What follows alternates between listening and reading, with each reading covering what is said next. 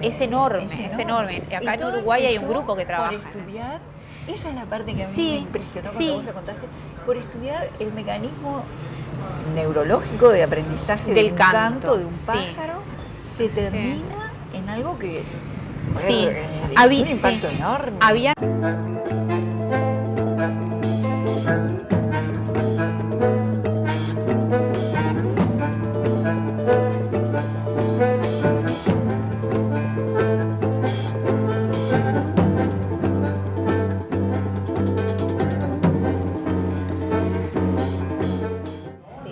Contame, para introducirnos un poco, vamos a empezar en el tema y después vamos a ir llegando, ojalá, al núcleo duro, que va a ser todo tuyo, digamos.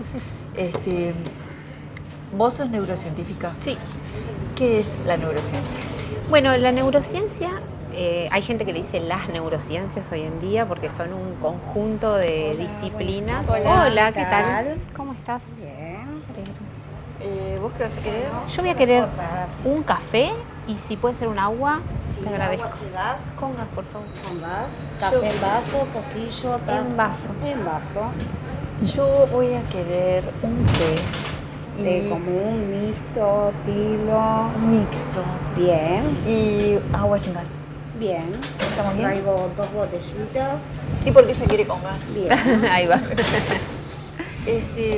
Bueno, las neurociencias o la neurociencia, pero... Sí, son un conjunto de disciplinas.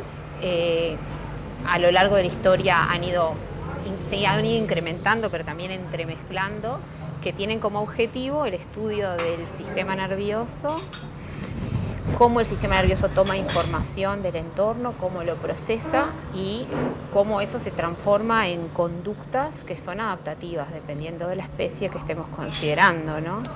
A ver, y traducido al español, ¿no? ¿Cómo el ser humano toma información del mundo exterior y en qué se traduce? En realidad, primero como una aclaración, no es solo el ser humano, claro, ¿no? El sistema nervioso en general. De hecho, la mayor parte del conocimiento en neurociencias no viene tanto a estudiar al ser humano, en el sentido que es más reciente la posibilidad de estudiar la funcionalidad del sistema nervioso humano con técnicas no invasivas, ¿no? Bueno, el boom primero fue quizá el electroencefalograma, fue quizá la primera técnica no invasiva. Después se sumaron otras, las imagenológicas. Eso abrió la posibilidad de ahondar más en el ser humano. Los primeros estudios en humanos eran con personas que tenían lesiones y que luego de transcurrir una vida marcada por esas lesiones, al fallecer se estudiaba el cerebro. Eso se hicieron contribuciones muy importantes, pero desde el punto de vista experimental, la neurociencia se desarrolló fundamentalmente estudiando cerebros de otros animales, de animales no humanos. Las primeras neurociencias, si se quiere, son la fisiología y la anatomía. O sea, el estudio de las funciones y el estudio de las estructuras. Hoy en día hay biólogos teóricos que estudian y hacen aportes en neurociencias usando modelos matemáticos, usando técnicas estadísticas y de pronto nunca hacen un experimento en un animal o en un humano. Ese es un punto interesante, porque cuando decís neurociencia es mucho más que nada más y nada menos que la biología. O sea, y no solo, claro. Y no solo, ¿no? Sí. Biología, química, física, matemáticas. Exacto. Hay una enorme cantidad de modelos matemáticos desarrollados para eso, ¿no? Sí. Y impacto también, me imagino, de la capacidad de cómputo para poder computar modelos. Sí, y eso es un ida y vuelta muy interesante, porque también no solo la biología hecha a mano de la capacidad de cómputo, de la computación y el desarrollo de las computadoras, sino que además hay muchos desarrollos en el ámbito de la informática que surgen de tratar de simular cosas que el cerebro puede hacer. Y que Por ejemplo, a ver. Y bueno,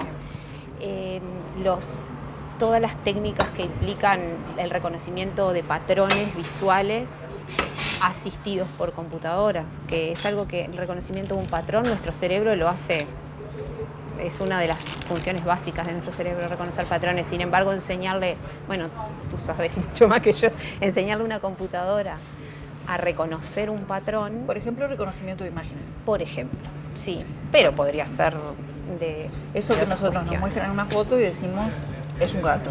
Exacto. ¿Cómo hace una exacto. computadora para reconocer que es un gato?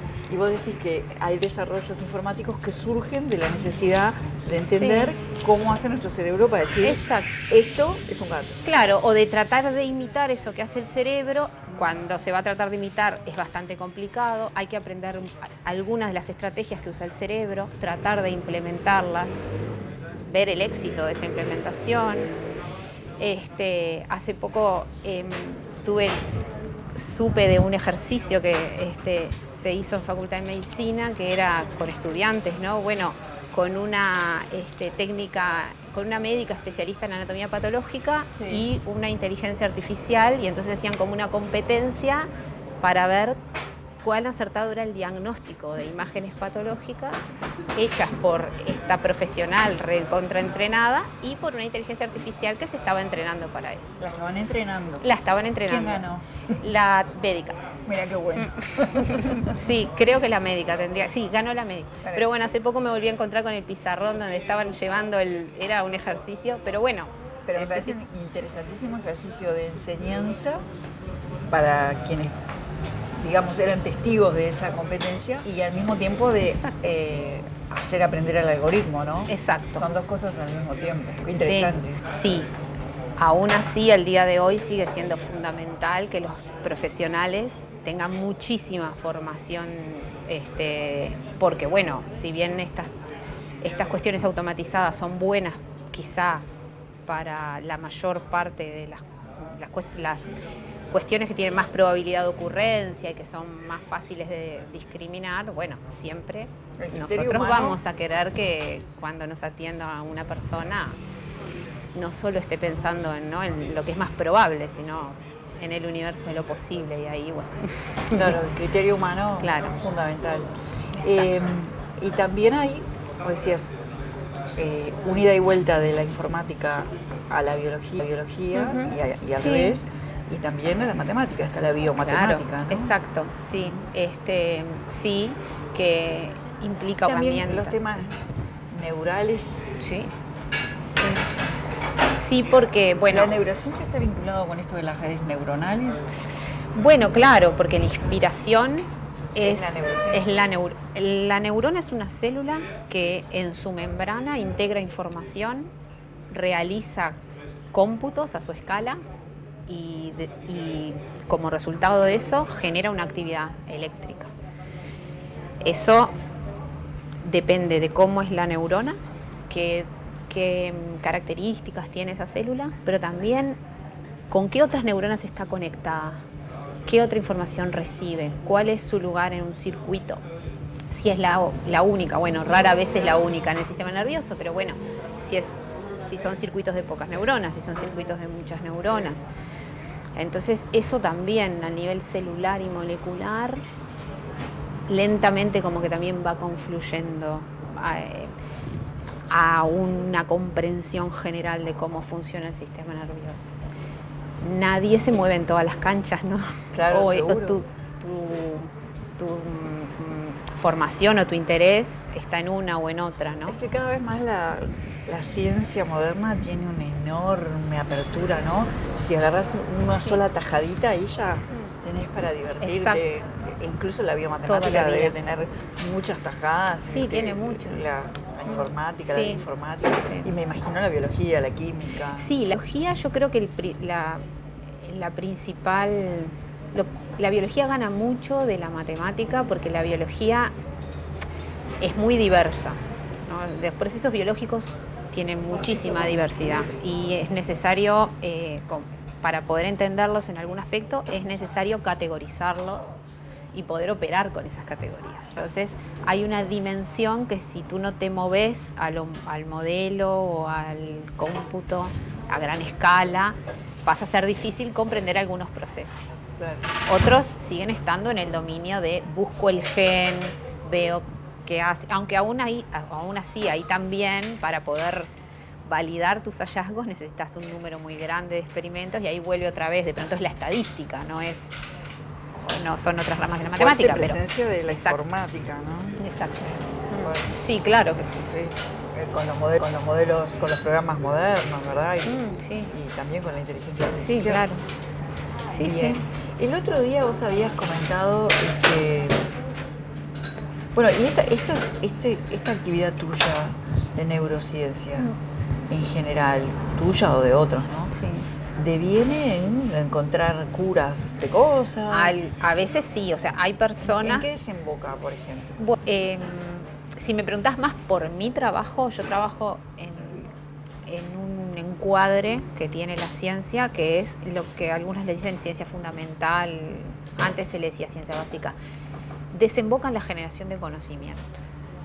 Y a mí me gusta agregar que no solo en la generación de conocimiento, sino también en forma muy importante en la formación de recursos humanos, porque en el trabajo de una científica profesional hay mucha interacción con personas que se están formando también, y que es donde, para mí, uno ve más el fruto de su trabajo, no solo como en lo que tú podés encontrar y aportar, sino también en que la gente que, no sé, a mí me pasa que la gente con la que me vinculo desde ese punto de vista son maravillosos y maravillosas, entonces siempre veo como que tienen tremendo futuro y uno también deja eso, ¿no? De florecer.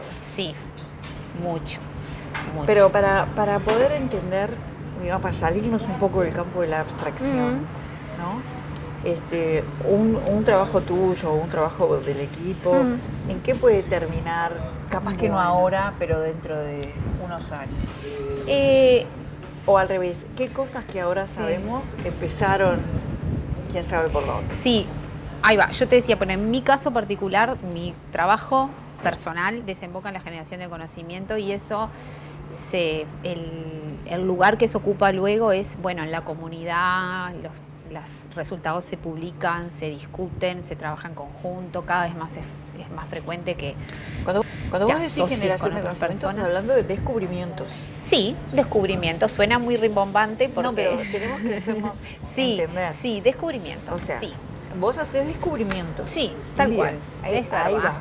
Entonces, si yo agarro uno de esos descubrimientos, ¿en qué podría terminar? No, por ejemplo, en saber que el cerebro tiene estrategias específicas para tomar información de distintas señales del ambiente.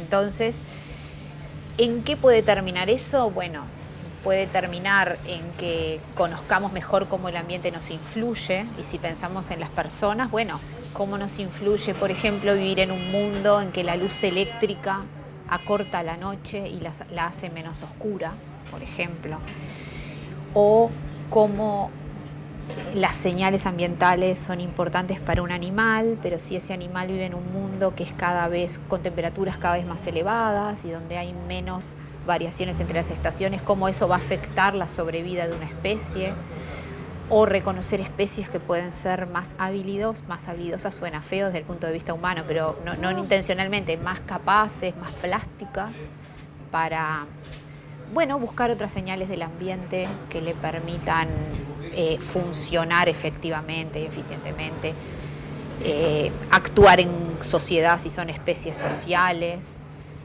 mantener un refugio, y eso tiene impactos a nivel de la conservación, a nivel de la vida, de la conservación del patrimonio, del conocimiento de nuestro propio acervo cultural, ¿no? También eso forma parte del acervo cultural de una sociedad, ¿no? ¿Por qué? No entiendo. Porque nosotros estamos acostumbrados a que nuestro acervo cultural, por ejemplo, vamos a suponer, las personas que nacemos en Uruguay, los poetas que existieron, las pintoras, las escritoras, los murales, los edificios, bueno, pero también tenemos flora y tenemos fauna que forman parte de la riqueza de nuestro territorio, y conocerlas en profundidad, y en profundidad quiere decir, por ejemplo, también conocer cómo se relacionan con el ambiente o cómo su cerebro se relaciona con otros, también forma parte de un conocimiento que es justo que podamos compartir, ¿no? Y que podamos democratizar una vez que ese conocimiento va emergiendo. tiene otra dimensión que es aprender a buscar las regularidades de la biología, y eso sí puede llevar a que... La regularidad te referís a los factores comunes. Comunes, lo que siempre se ahí repite, está, ¿no? por ejemplo. Como la regla común. Exacto. Las leyes de la vida. Exacto. Ni más ni menos que eso. Qué Exacto, maravilla. ahí está. En eso estás, en esa frontera por ahí, ¿estás con tu equipo a veces? Sí, sí. En realidad, mi trabajo se relaciona en cómo el cerebro maneja el tiempo. A ver. Yo no trabajo en humanos, pero bueno, en el grupo grande en el que trabajo sí hay personas que trabajan en humanos. Yo trabajo en peces. Y lo que nosotros estudiamos es del repertorio de conductas que nosotros ponemos en juego a lo largo del día, ya sea conductas individuales o conductas sociales. Sabemos que nuestro cerebro las ordena. Por otro lado, sabemos que existen células que son relojes, que tienen ciclos de 24 horas, que esos ciclos de 24 horas a veces también funcionan generando ciclos más largos. Y a mí lo que me interesa es entender cómo el cerebro interpreta las claves temporales del ambiente, el día y la noche, cuánto dura el día, cuánto dura la noche, básicamente. Pero los animales con los que yo trabajo son muy particulares porque están muy poco expuestos a la luz. Los peces. Estos peces con los que yo trabajo son peces autóctonos del Uruguay. Entonces tienen que usar otras claves. Y una clave que es bastante importante, pero muy poco estudiada, es la temperatura. Ajá. Entonces estos animales utilizan la temperatura. Y a mí lo que me interesa, más allá de cuál clave estemos hablando, esa capacidad del cerebro de manejar el tiempo, ¿no?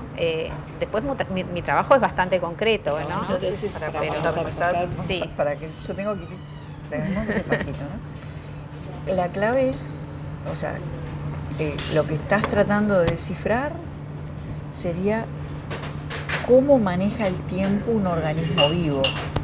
Exacto. A través de cómo señales que recibe del mundo exterior, sí. Cómo las maneja, cómo está preparado. Sí. En el caso del ser humano, decís, tenemos células que interpretan la luz, por ejemplo, sí.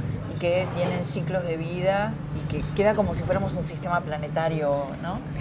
Sí, en realidad hay una cosa que es maravillosa de eso, y es que prácticamente todos los organismos vivos que se han estudiado, o casi todos los organismos vivos que se han estudiado, desde bacterias hasta los humanos, tenemos células que tienen ciclos de 24 horas, de cerca de 24 horas, por eso se llaman circadianas, capaz que escuchaste hablar de eso.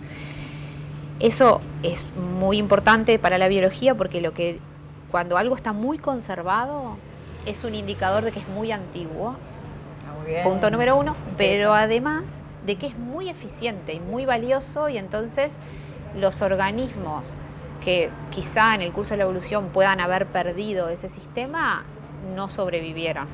Entonces los que hemos sobrevivido a años y años y años de evolución, tanto los que aparecen más tempranamente en el curso de la evolución como nosotros que aparecemos más tardíamente, compartimos esa marca, y esa marca viene probablemente de desarrollarnos en un planeta al que cada 24 horas le pasa algo muy importante, que es que tiene una fase del día y una fase de la noche.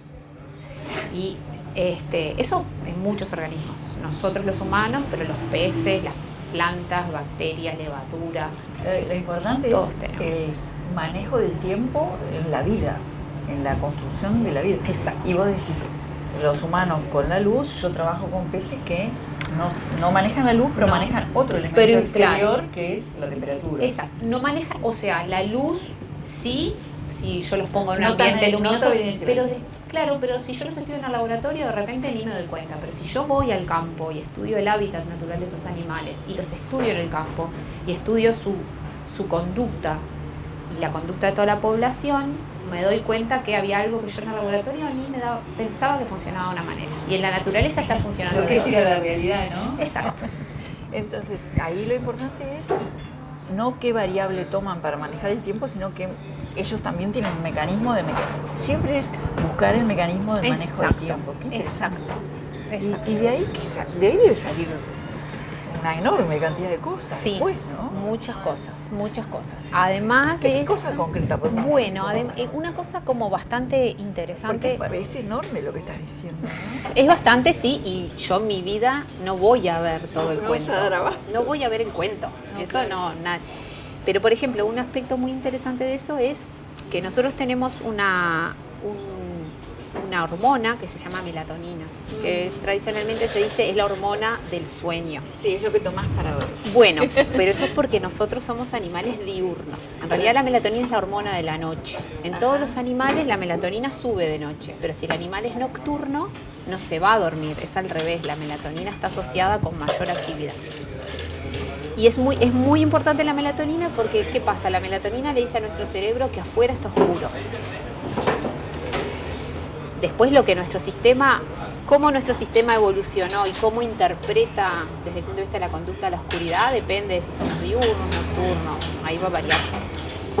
Y bueno, la melatonina sabemos bastante bien cómo se asocia con la luz. De hecho, la luz lo que hace es decirle al cerebro, no sintetices melatonina, ¿no? Básicamente. Porque si nosotros estamos en oscuridad constante, cada 24 horas vamos a tener alta la melatonina y después baja, ¿no? Va a ser un ciclo porque cicla solita. Una cosa que se sabe mucho menos es cómo la temperatura afecta a la melatonina. Ajá. Y de nuevo, en un mundo que funciona como tradicionalmente debe funcionar, que es bueno, de noche hace más frío, de día hace más calor, el invierno, si vivimos en latitudes como la nuestra, ¿no? El invierno tiene temperaturas medias más bajas, el verano más altas, todo va de acuerdo a cómo evolucionamos, ¿no? Cuando eso se empieza a desarreglar por la acción humana, ya sea a complicar el cuerpo. y bueno, tenemos señales contradictorias, y eso es algo bien interesante. Ver qué hace nuestro cerebro con las señales contradictorias. Eso es algo que también, y nuestro cerebro es un buscador de patrones y de regularidades, ¿no? Pero tiene que manejar la variabilidad también, lo hace, ¿no? La cosa es cómo nuestro sistema se mueve entre la regularidad y la variabilidad, que es otra cosa bien interesante, ¿no? que lo hacemos. Impresionante. Vos habías contado, porque con esta conversación que estamos teniendo, digamos, que estás hablando de cosas tan que forman parte como de los secretos que la ciencia quiere desenmascarar de manera tan obvia, ¿no? Y vos dijiste, yo no voy a ver toda la película, o sea, saber que cada pequeño gran descubrimiento que vos hacés, que por ahí es enorme, en realidad es parte de algo más grande, ¿no? Sí. Vos habías contado la otra vez algo que a mí me impresionó mucho, como una investigación en los vuelos de un pájaro. En el canto, sí. En el canto. Contalo de vuelta. Ahí está. Es una investigación en la que un neurobiólogo argentino, Fernando Nottebohm, estudiaba el canto de las aves y el aprendizaje del canto. Entonces lo que él notó es que las aves, eran canarios creo, machos, cuando estaban aprendiendo a cantar, les pasaba que tenían unos núcleos son grupitos de neuronas en el cerebro que aumentaban de tamaño. Entonces cuando fueron a estudiar lo que vieron es que eso aumentaba de tamaño porque había neuronas nuevas. Y nosotros veníamos con un dogma, y es que en los animales humanos y no humanos adultos no pueden nacer neuronas nuevas. Ese es como el dogma que existía hasta los 80, digamos, por si vamos a poner una década. O sea, había un grupito de neuronas cuyo tamaño, el del grupo, aumentaba. No, aumentaba el número de neuronas, no el tamaño. Ese es el dogma que se rompió, que no es el Primero único se percibió trabajo. que era el tamaño y después Ahí lo que está. está aumentando en realidad es el número. Es el número y ahí de es las donde se neuronas. quebró el dogma. Bueno, fue uno de los trabajos. Hay muchos trabajos. Bueno, ¿y eso en qué? Y bueno, hoy en día... ¿Qué significó? Entender que se podían crear neuronas en un claro, adulto. porque las células, existen las células que son los que se llaman las células madres, que se conocen habitualmente, que son células que tienen la capacidad de diferenciarse. Las células empiezan siendo todas iguales. Nosotros venimos todos de un óvulo fecundado. Ahí tenemos una célula única, que luego se empieza a dividir. Las células al principio son todas iguales y después se empiezan a especializar. Las neuronas son un tipo de especialización que tienen que en general, o digamos, que no se regeneran, que de una neurona no van a nacer dos neuronas. Hola, Hola, ¿cómo va? ¿anda bien? Bien, bien. Entonces, bueno, de una neurona no van a nacer dos neuronas, como pasa con otra célula que se divide y salen dos células iguales. Ajá. Para que se generen nuevas neuronas tiene que recorrerse parte de ese camino de una célula más plástica que puede derivar en varias, una serie de procesos hasta que llegamos a la neurona. La realidad, sí, tampoco es que tenemos tampoco es que hoy en día. No seas tan precisa, no importa. Ahí va. Esto no es un paper. Ahí va, no. No importa, no importa. No es un paper que tenés que firmar. No. Esto No, lo va que a sí salir por YouTube. Claro, lo que sí me parece importante es que. Quiero llegar a entender por qué era importante. ¿Por qué es importante? Ahí va. Porque, ¿qué pasa? El cerebro, como yo te decía hoy, tiene una ubicación muy precisa para las distintas neuronas. Entonces, Ajá. si están naciendo neuronas por todos lados, Se complica. los circuitos cambian. Claro. Y nosotros queremos nosotros queremos que algunos circuitos puedan cambiar, por ejemplo, los que nos permiten aprender, pero otros queremos que por favor no cambien, porque en esos circuitos están implementadas funciones muy complejas. Ya, ok. Entonces, desde ese punto de vista decía, no, está bien que no nazcan nuevas neuronas en el cerebro, ya se organizó ese cerebro, tiene una estructura, tiene perfecto. Tiene el hardware, digamos, no lo vamos a tocar más, y lo que hay es software, cambios sobre esa estructura.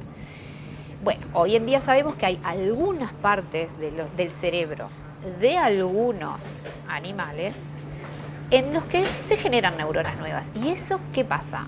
Si tú pensás que hay patologías que vienen de daño neuronal, ¿no? O asociadas al envejecimiento, pero que vienen de daño neuronal, o cuando en un accidente hay una sección de la médula o del tronco encefálico y eso genera parálisis o distintos problemas de control del resto del cuerpo, es muy tentador para la biomedicina trabajar en entender ¿Cómo se puede encontrar un mecanismo de generación de neuronas sin que venga desde las...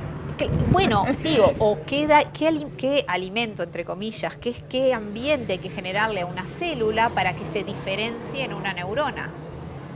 Eso es enorme. Es enorme.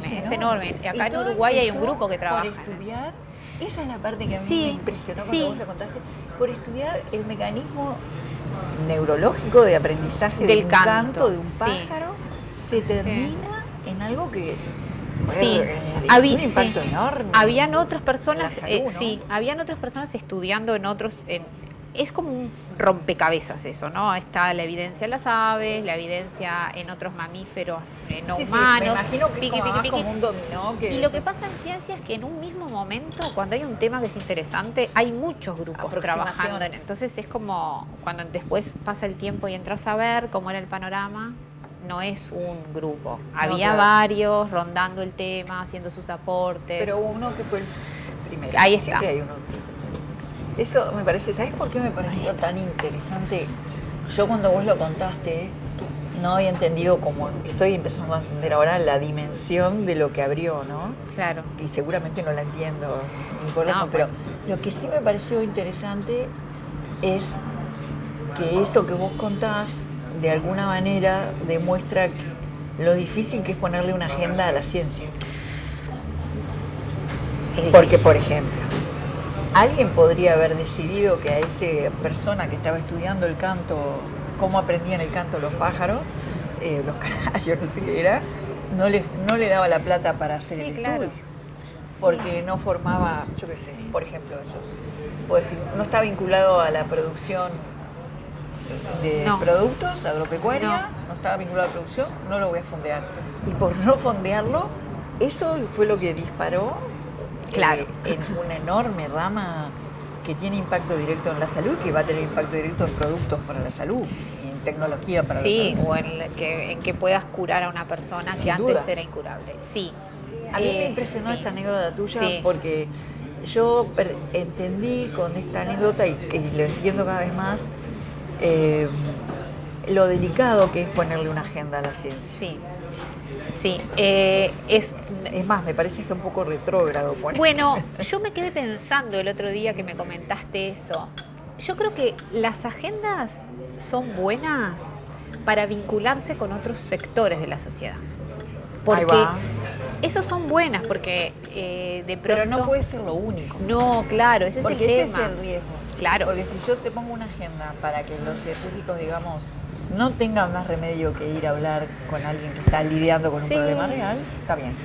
Pero si es lo único que hago, me pierdo esto. Claro, y en general cuando la gente hace las cosas porque no tiene más remedio, te estás perdiendo una dimensión creativa y una dimensión que es muy rica. Sí, sí. Igual, yo me quedé pensando, porque claro, las agendas también atraen personas de otros sectores, y en Está Uruguay bien. tenemos mucho ese problema, ¿no? Ha mejorado un poco, pero hay como muy poco conocimiento de lo que la ciencia puede aportar. El problema es que si tu sistema científico es muy chiquitito, cada decisión tiene de agenda, por ejemplo, Tiene un impacto un enorme impacto porcentual. y que además a veces puede ser detrimental de otros sectores. Claro. Lo que pasa que si no es en un sistema sano, grande y en desarrollo, tú vas a tener personas que van a trabajar en cómo el cerebro de los peces se modifica para que el macho corteje a la hembra, bien, y se descubrirán cosas.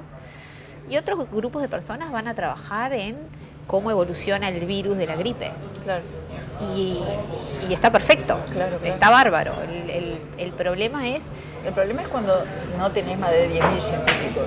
claro, Es exacto, el que problema cualquier son muy cosa pocos. muy dirigida que hagas de manera exclusiva Claro. impacta a todos. El problema es que Es como nuestro que hay sistema- que aflojar un poquito y dejar crecer Sí, un poco, ¿no? sí, nuestro sistema es chico y nuestro sistema desde el punto de vista de los recursos materiales es muy impredecible. Nosotros no solo tenemos el problema de los pocos recursos, que lo tenemos, sino es que estos recursos que nosotros obtenemos presentándonos a proyectos No hay y esos demás, mecanismos antiguos que son los que garantizan la vida. bueno, claro, puede ser, exacto. Sí. Puede ser Saberlo. muy duro para un grupo pasar 2 o 3 vueltas de proyectos con un proyecto categorizado como excelente y sin financiación. Y lo que pasa es que cuando tú ves los números que se financian y haces una cuenta, es muy poco probable, aunque fuera un sorteo. Entonces, claro, eso es un problema, porque luego ya no podés comprar materiales, o tenés muy poco dinero, o no podés prever. Y cuando no podés prever, jugás a la chique. Seguro. Te Jugás- retraes. y claro, o te jugás vas. claro, pero aunque te quedes, ¿no? Jugás a lo poco que podés hacer, o a lo que es seguro que podés hacer. Y Entonces, aflojar un poco la cuerda, marcar agenda pero no mucho y sí, predecibilidad. claro, hay programas específicos, ¿no? La universidad, por ejemplo, tiene un programa que es, no quiero decir mal el nombre, pero algo así como de proyectos que son de interés social. Bueno, Sí. hay personas que tienen tal proyecto, tal trabajo y que pueden tener un interés social y bueno, se vuelcan a esos proyectos. La ANI, por ejemplo, tiene el Fondo María Viñas, que Sí. es para con un costado más vinculado a lo productivo. Hay personas, y después hay personas que después de una vida transcurrida en el ámbito académico pueden jugar en esas canchas simultáneamente, ¿no? Te lleva Seguro. tiempo, Seguro. pero se puede. Y otras personas dependemos más del dinero que es específico para la ciencia. ¿Cómo es el contacto? ¿Tu grupo tiene contacto con científicos de Argentina o de Brasil? Sí, tenemos ¿Qué contactos podrías con... decir que Sí. en Uruguay la neurociencia, en qué está en Argentina, en qué está en Brasil? Ay, eso a mí claro, es difícil porque en realidad la neurociencia es inmensa y yo veo como solo un costado. Bueno, tu costado. Yo trabajo en las disciplinas que tratan de entender las bases neurales de la conducta y ahí hay grupos muy importantes en Argentina que trabajan en memoria, que trabajan en cuestiones de sueño vinculadas a la conducta. En Brasil también se trabaja. Eso de la memoria debe tener incidencia futura en algunas enfermedades, ¿no? Sí, también, claro. Sí. Lo que la neurociencia en América Latina tiene un recorrido que es como por escuelas. Entonces también depende de quiénes hayan sido las personas que hicieron escuela. Entonces, eso me parece que es un poco medio así. Sí, todo. claro.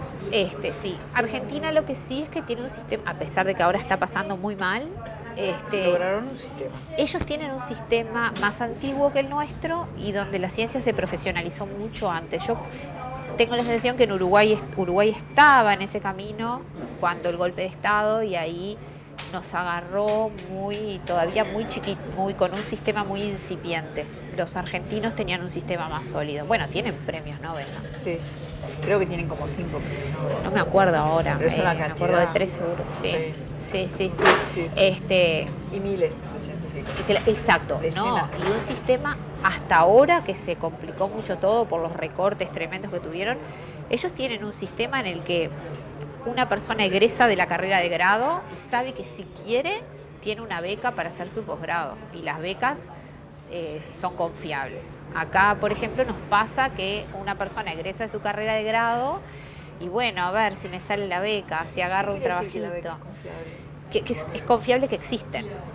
Ahora les ha pasado que tienen las becas asignadas y no se las pagan, ¿no? Entonces, la cantidad de personas jóvenes que que conocemos directamente, que se están dedicando a otra cosa, que han dejado la ciencia, en estos últimos años en Argentina es bastante alta. Es triste lo que está pasando, es muy triste lo que está pasando. Bueno, ¿y cuánta gente está haciendo lo mismo que vos acá? En Uruguay no somos, que estudiamos las bases neurales de la conducta, no somos muchos grupos. Yo trabajo en un grupo que es bastante grande y consolidado, que trabajamos en conducta en peces eléctricos. Hay en facultades, yo soy docente de Facultad de Ciencias y hay otra parte del grupo que comparto con mi colega Laura Quintana, que está en Clemente Estable, pero tenemos como un grupo entre las dos. Pertenecemos a su vez a un grupo que se llama Grupo de Investigación en Cronobiología, que tiene asiento en la Universidad. Sí, en la Universidad de la República. Ahí hay que está dirigido por Ana Silva y Betina Tassino. Ese grupo tiene una parte que trabaja en humanos y la otra parte que trabaja en peces, que es nuestro grupo. Pero después hay en Facultad de Medicina, hay varios grupos que trabajan en neurociencias vinculadas a la conducta, en peces, en roedores y en humanos. Personas que trabajan en conductas, lo que se llama conductas afiliativas, que son los vínculos sociales entre dos individuos de una misma pareja, madres con sus crías, distintos grupos afiliativos. Bueno, y en el Clemente Estable también hay grupos que trabajan en conducta. Contame alguna consecuencia al futuro de estas investigaciones. ¿En la conducta? Sí. Bueno, a mí me parece que entender la conducta es una cuestión fundamental de entender las sociedades, de entender cuáles son los estímulos que ahora nos hacen pleno responder cambio para un lado y para otro ¿eso lado. no es muy importante? Sí, es importante.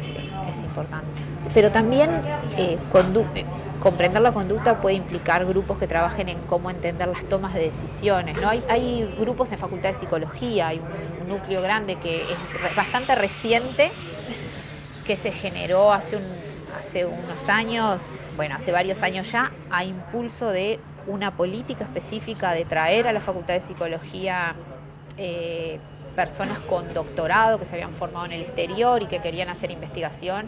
Ese grupo se ha nutrido con personas de Facultad de Ciencias también y de otros sectores de la Universidad de la República y ha explotado. Y por ejemplo ahí se estudia con un encare científico cómo tomamos algunas decisiones, por ejemplo. Decisiones de la vida Decisiones de la vida o cómo determinados aspectos de la crianza influyen en las capacidades de nuestro cerebro. Y eso puede querer decir un contexto de pobreza versus un contexto donde las necesidades están satisfechas. Y ahí que hay pero esas personas se nutrieron de la biología, ¿no? Digo, son biólogos y biólogas, sí. Ahí sí. hay un grupo multidisciplinario sí. de biólogos, neurocientíficos. Sí, personas que de pronto hicieron sus primeros avances en su carrera estudiando redes neuronales o cómo el lenguaje, cómo se estructura el lenguaje desde el punto de vista formal en una red o en un modelo. Y eso luego lo han sabido muy hábilmente como traducir a otras cuestiones que también que son muy de interés social, ¿no? Seguro. Y entender, por ejemplo, me imagino que entender cómo afecta un ambiente frágil, el futuro del desarrollo del cerebro de un niño o una niña, entender cómo lo afecta también es la primer clave para encontrar una solución. Exacto. Además de cambiar el ambiente, ¿no? Sí, claro, o saber entender, por ejemplo, hay un aspecto muy interesante de eso, que es entender cuán reversibles son algunas situaciones. Y cuán no. Pero eso, puede ser para una cuestión que tenga que ver, ahora estoy pensando, hay un grupo muy importante también que trabaja en la plasticidad de los circuitos neurales y cómo eso se asocia con el dolor, por ejemplo, que podemos sentir en una situación crónica, o cómo los cambios en la plasticidad del cerebro se pueden asociar con la presencia o la ausencia de una cría cuando un circuito tiene que dedicarse a sostener una cría recién nacida. Todas esas cuestiones pasan en nuestro cerebro, tienen una materialidad. Nosotros las experimentamos como cuestiones inmateriales, pero tienen una materialidad. Hay corrientes eléctricas y quién sabe qué más. Y hay sinapsis que se desarman y que se rearman, y hay algunas que el sistema las protege y las hace más estables durante un periodo de tiempo. Por ejemplo, mientras determinadas hormonas están altas porque se está gestando una cría. Por ejemplo, todas esas cuestiones dichas así tienen en Uruguay gente que las estudió, que las publicó, que las... Todo esto que estás diciendo se está estudiando acá. Sí, claro. Qué impresionante. Sí, y muchas otras cosas que estoy dejando, ¿no? Porque no me vienen a la cabeza en este No momento. estamos haciendo una enciclopedia, tranquila. Yo, bueno, te agradezco mucho. ¿Qué hay que hacer? ¿Qué hay que hacer? Bueno, seguro que hay que invertir mucho. La Universidad de la República, por ejemplo, sostiene de una forma muy abrumadora la investigación científica en Uruguay. Eso a mí me llena de orgullo. Yo soy una universitaria con la camiseta puesta, pero la universidad además tiene otras funciones. Sí, tiene que haber más investigación. Y se pone a esa institución que es tan importante para nuestro país en serios aprietos, porque con presupuesto reducido tiene muchas responsabilidades sobre sus hombros.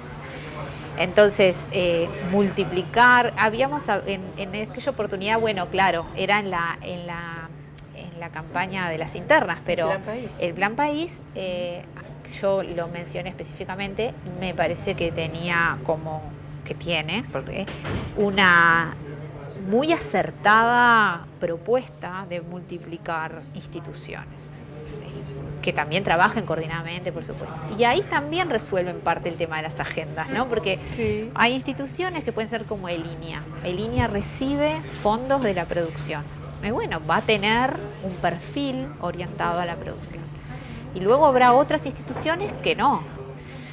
Pero las instituciones no pueden estar ahogadas. El estar ahogado económicamente resta mucha creatividad. Hay mucho esfuerzo y creatividad que se pasa en administrar lo poco que hay. Claro. Yo lo que veo de lo que vos estás contando es la dimensión de lo que están investigando, que me parece para alguien que no está en el tema enorme, y la distancia que hay entre esa dimensión enorme y lo que necesitan, que no es tanto. Sí, bueno, claro. Sí, no es tanto. Exacto. Y para la dimensión de lo que estás estudiando. Hablabas de toma de resoluciones, influencia de ambientes frágiles en el desarrollo del cerebro, si es reversible, si no es reversible, en la generación de neuronas, o sea, son cosas que son saladas, lo que me estás diciendo. Me parece cosas muy grandes. Yo no sabía que estaba investigando así eso en Uruguay. Me alegra. Y no requiere tanto. Bueno, algo habrá que hacer. Y lo otro que para mí hay que invertir también es en retener personas formadas. Eso es también. La cantidad de dinero que invertimos en formar personas que luego no pueden. La predecibilidad de los programas también. Sí, también. Y los puestos de trabajo. Claro. Las plazas de trabajo. que Uruguay está bastante bien parado en el diseño de su sistema, en el sentido que las investigadoras y los investigadores tenemos vínculos laborales estables con las instituciones, que eso no es así, por ejemplo, en Estados Unidos, ¿no? Donde muchas personas llegan a bastante grandes teniendo vínculos frágiles, es decir, son contratados por un jefe, pero no tienen un vínculo estable con el sistema.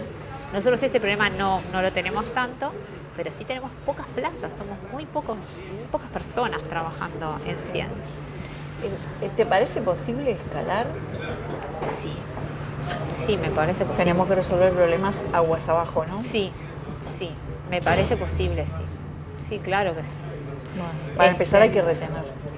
Seguramente, Si no, no vamos a poder escalar. Sí, hay que retener mucho. Sí. Arriba. Sí. Gracias, Bueno, muchas Adriana. gracias. Arriba.